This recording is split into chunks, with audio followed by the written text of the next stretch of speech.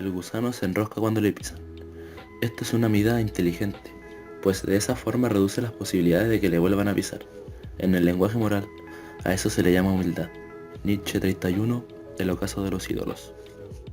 La ética y la moral han marcado la vida del hombre desde tiempos inmemoriales, transformándose en una pregunta con una respuesta demasiado variable, cuestionándose qué es una y qué es la otra. Existe una tendencia a confundir ambos conceptos como si se tratase del mismo significado. La ética y la moral no son sinónimos, puesto que la moral es el componente humano y social que ve las relaciones de las personas dentro de la sociedad, correspondiendo a la propia existencia del ser humano. La moral norma la conducta de manera indirecta. Ética como filosofía práctica. Podemos verla evidenciada en el accionar humano, en conductas sociales, culturales, religiosas, entre muchos otros factores. Al poseer este carácter deontológico, el cual lo caracteriza, los principios practicados deben ser reflexionados para transformarse en una conducta o hábito que represente y haga honor a dicho principio. Estos principios funcionan de carácter normativo. ¿Qué quiere decir esto? En pocas palabras, es un saber que pretende orientar a las personas dentro de un parámetro con el objetivo de determinar cuándo una acción es correcta o no. Además se hace una reflexión de las distintas morales existentes y los distintos modos de justificar una vida racionalmente moral. ¿Qué es lo moral? Prácticamente desde que nos levantamos y proseguimos a la acción de ponernos la ropa, practicamos la moral. Por definición, somos seres inevitablemente morales.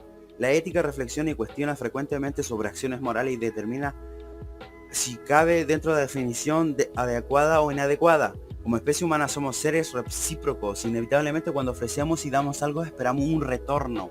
Este puede aparecer en un pequeño lapso de tiempo, tal como puede llegar en un momento tardío en hecho de me debes un favor. De cierta forma ya es parte del contrato implícito que se da al hacer algo por alguien. En esta sociedad no se rechaza al extranjero por una razón de racismo o miedo al extranjero, xenofobia. En verdad se le teme a la persona que no tiene nada que ofrecer o retribuir a la sociedad. Aporofobia sin valores como los del respeto o la cortesía. En una sociedad sin valores no existiría espacio alguno en ninguna parte para este tipo de personas. ¿Somos seres inevitablemente morales? Todos nos forjamos un carácter individual correspondiente al contexto en el que te encuentras, en el que la lotería genética te haya determinado aparecer y existir. Esto puede estar influenciado por la cultura, la política, religión, entre otras. Este carácter, el cual te formulaste en el transcurso de los años, te servirá para enfrentar los diferentes retos y desafíos de la vida. Como seres humanos hemos dejado de estar dispuestos a dar por tener miedo de que la moral sea dañada al no recibir lo que se da.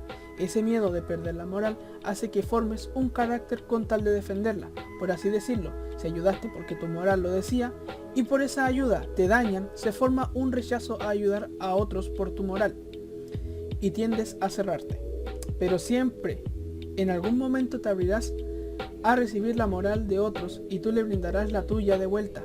Es lo que hacen los seres humanos, seres inevitablemente morales. Se agradece el tiempo dedicado a estas humildes y sinceras opiniones.